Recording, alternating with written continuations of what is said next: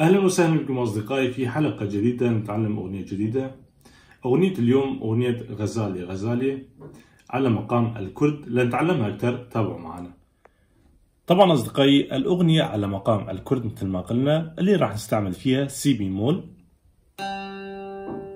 السلم الموسيقي على الشكل الآتي: سول لا سي دو ري مي فا سول، سول فا مي ري دو سي لا. هلا راح نبلش بالأغنية.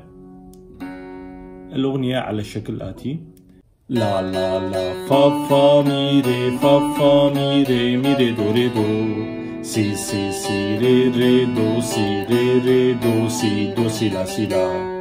لا لا لا فا فا مي ري دو ري دو سي سي سي ري دو سي ري دو سي دو سي لا سي لا. هلا راح نعزفها بشكل بطيء أكثر.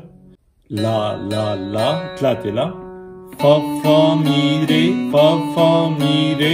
ري دو ري دو. هالجملة مي ري دو لازم تنعزف سريعة هيك. سي سي سي ري دو سي ري دو سي دو سي لا سي لا. كمان دو سي لا لازم تنعزف بشكل سريع. هلا راح نعزف الأغنية بشكل طبيعي.